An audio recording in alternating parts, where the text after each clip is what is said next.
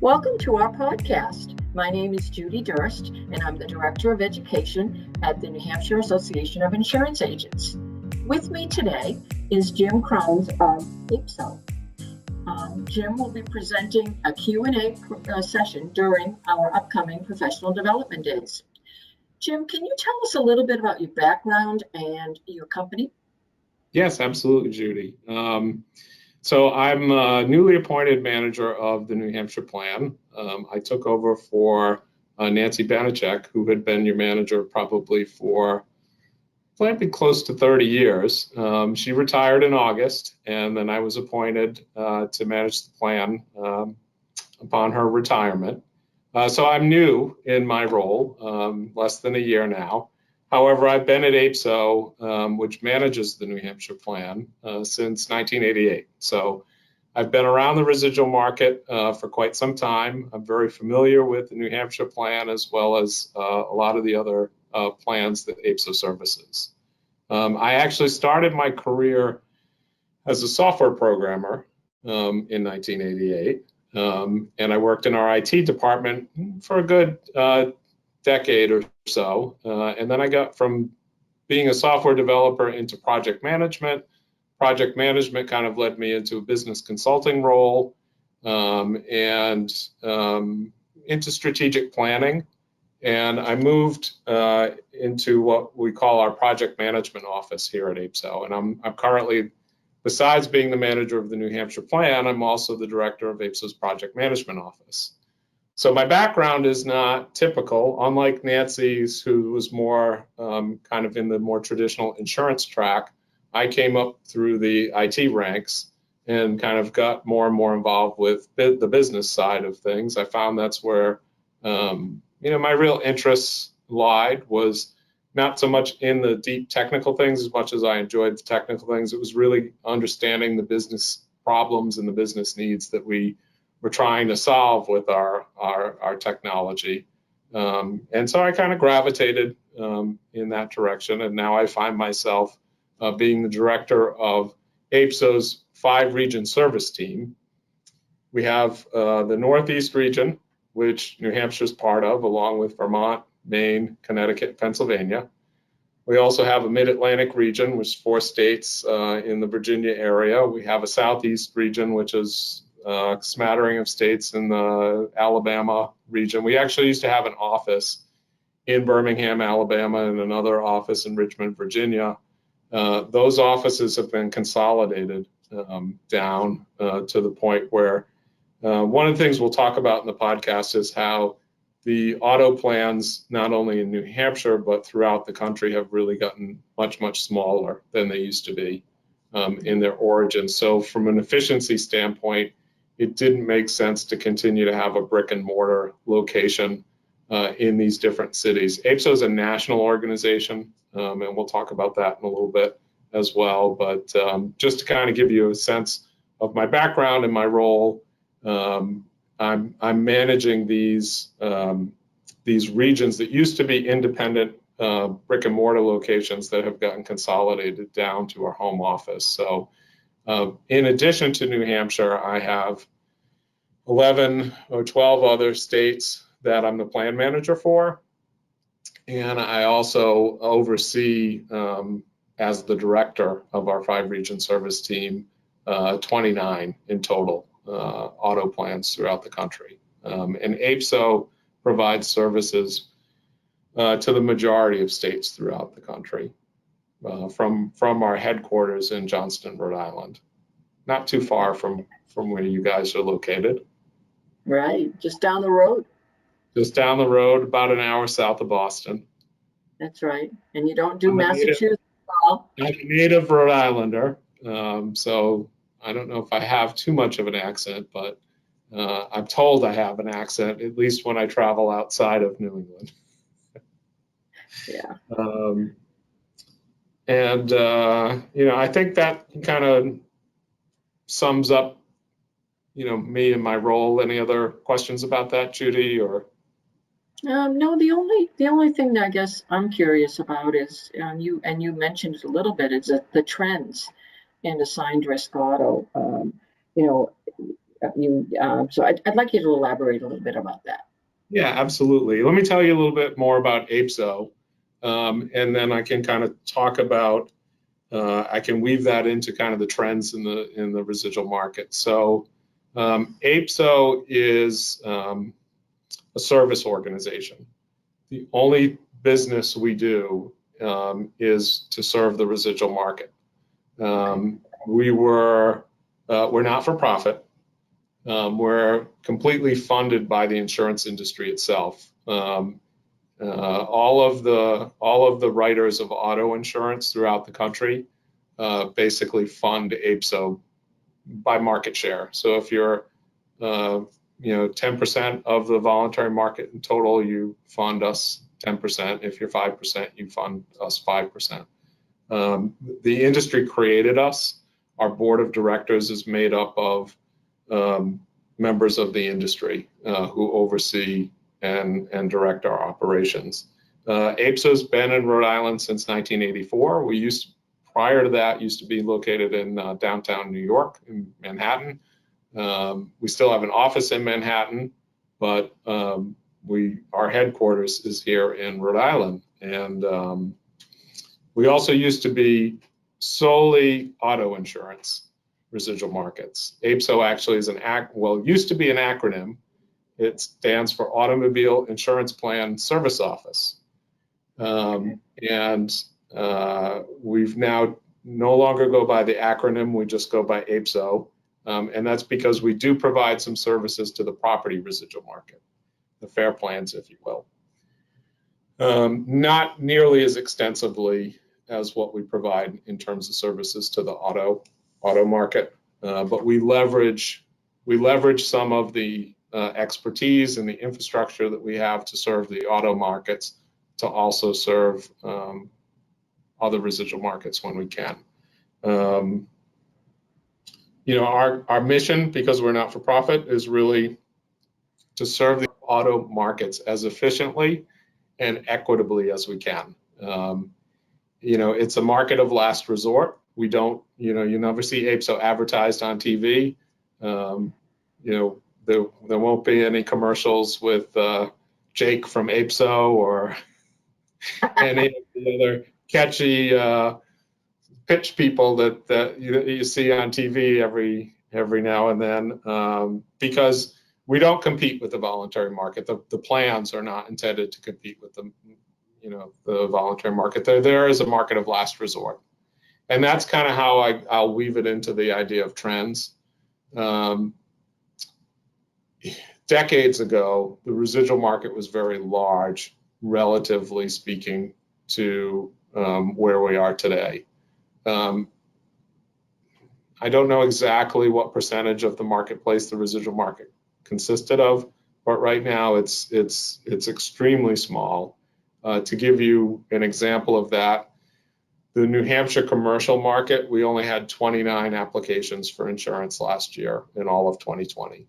The year before that, we only had 40. The year prior to that, 36. The year prior to that, 33. It's been a very sustained low marketplace. New Hampshire is not unique. The largest commercial marketplace residual market that we serve, only about 1,000 applications a year. So the reason for that is that we have a very healthy voluntary market. As you can kind of tell from all the commercials and the competition for auto insurance, I'm speaking just of commercial insurance because you were interested in commercial trends. But the same is true on the private passenger side of things as well. It's a very competitive voluntary market. Decades ago, we didn't have the sophisticated computer infrastructures and technology available to us in the industry to be able to, underwrite and rate risk as efficiently, and analyze and do the rate making process as sophisticated and as efficiently as we can nowadays. So it's really the the evolution of insurance that has allowed the voluntary market to take many more risks than they used to traditionally, when it was really based on a person who was trying to do the underwriting and make a decision about whether to take the risk or not. Right. And Yeah, I'm sure you as agents have much more sophisticated tools to kind of work more efficiently with the potential insurers. Sure, we do. We have much more sophisticated tools out there. And, I know that a lot of people call my office and ask questions about how to access your plan and, how to rate it and all of that. And I'm positive there'll be quite a few questions about that.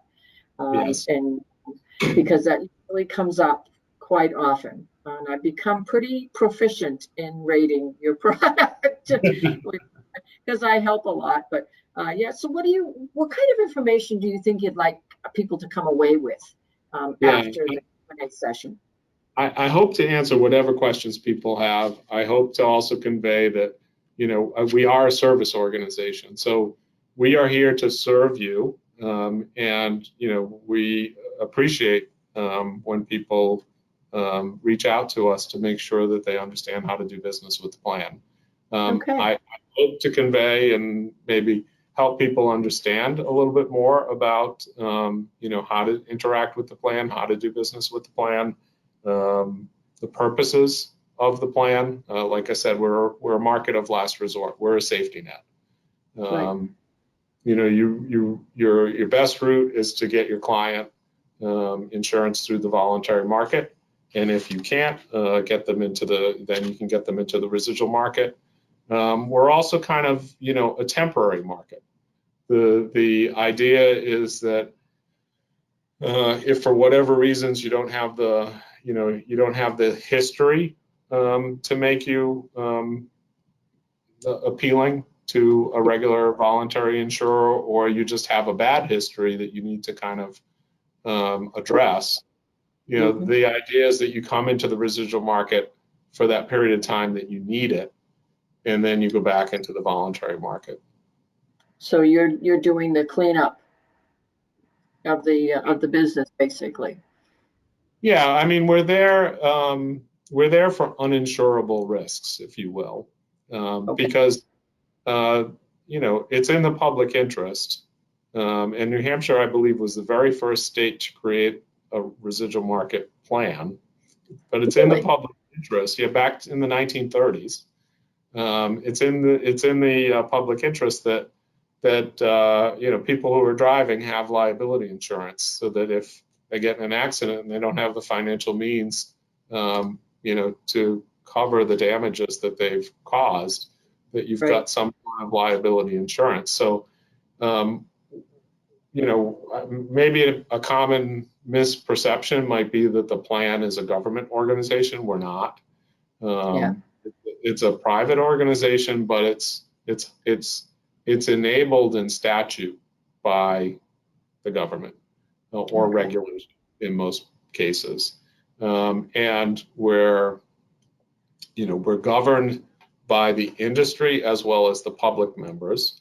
The NHAIA has a seat on the Board of Governors of the New Hampshire plan, and that gives you a voice along with others. And the insurance department as well, attends the Board of Governors meetings.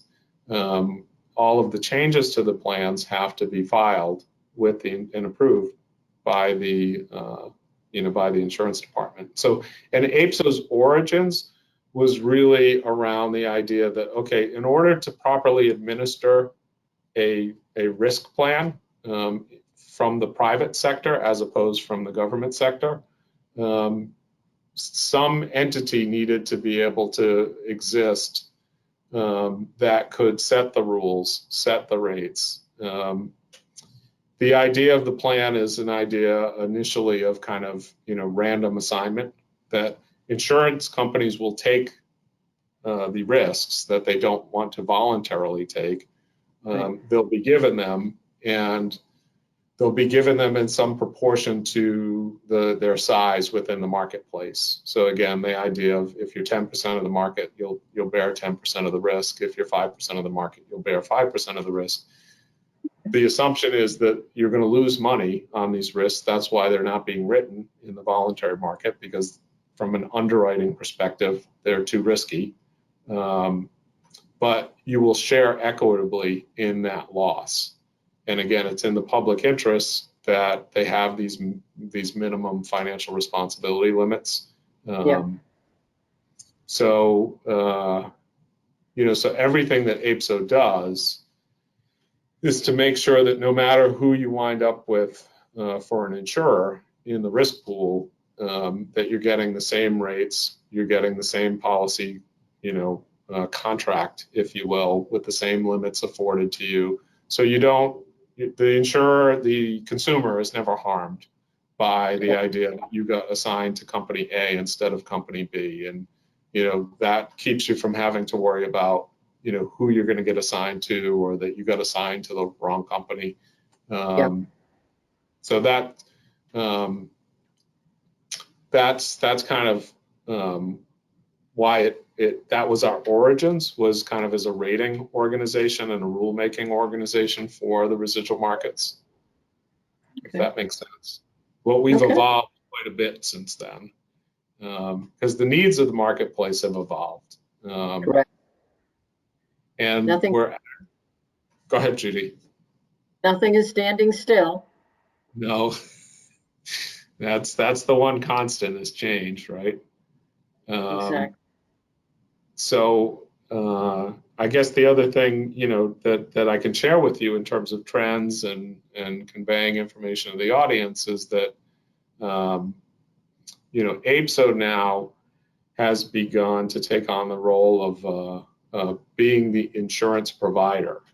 So we're not an insurance company. Right. However, we provide the underwriting now, starting in 2012.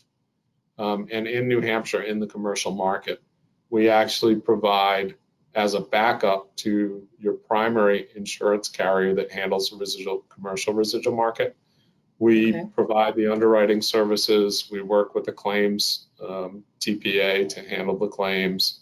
We're doing all of the processing, because as the residual market shrank, and as the voluntary market evolved, it became less and less efficient for the industry to leverage its own voluntary market infrastructure and people and systems to serve the residual market, because I'm sure you're familiar, Judy, with how different the residual market rating is than how rates are made in the voluntary market. So there's a little bit of a square peg round hole type of thing to say, well, we've already got everything we need on the voluntary market side to do commercial insurance in New Hampshire. We'll just take that infrastructure and use it for the residual market. It's when it was very oriented in paper and people, you were leveraging expertise and knowledge, right? And now you're trying to leverage a computer system that's designed for something that's very different. It's like saying, I'm going to use a helicopter to drive from Providence to Boston. Well, you're not going to drive in a helicopter, right? You're going to fly. And to turn that helicopter into a car, it's not really the best idea. So what's happened is, because AIPSO is really the specialist in the residual market, the industry has turned to us to say, okay, well, you're going to need to really leverage your infrastructure, your computer systems and the specialization that you have in the residual market to provide all of the services now, not just those services that we needed as a centralized processor, but the actual insurance companies themselves are really no longer the most efficient way to service the policyholders. On the claims side, claims are claims, whether you're in the residual market or voluntary market. We, AIPSO, not being a claims and not being an insurance company, didn't create a claims operation yet. We have some folks with claims experience that we use to manage a third party that's handling claims, not just for the residual market, but just in general. Okay. And again, it brings this level of efficiency. Yep. So that might be too much inside baseball for your audience, but it's No, the kind that's of thing. great, because now It's the kind of questions I would information love that I'm happy to share. now I have all these questions I would love to ask, and I'm going to put them together for the Q&A session during the professional development days, and I'm sure we'll have quite a few more, because like I said, I get questions probably at least once a week about rating and eligibility and how to get to you, and so I think this particular Q&A is going to be really, really beneficial to our members, and I really appreciate your time. I was really pleased that you asked me to attend the professional development days, because I do know that we get a lot of phone calls and a lot of questions from agents throughout the country. And, and I don't know if they know that we have resources online for them on our website. I don't think they do. So, but that'll probably be the first question asked is, is it all manual, or can we do something different? Yeah. So, I'm looking forward to it. Thank you so much. You're very welcome, Judy. Take care. This podcast was sponsored by Cooperative Insurance Companies. Professional Development Days will be offered virtually April 1st, 6th, and 15th, and will feature questions and answers, fun and games, and continuing education courses. For more information on our Professional Development Days, AIPSO, or our sponsors, Cooperative Insurance Companies, please check the description below. Thank you.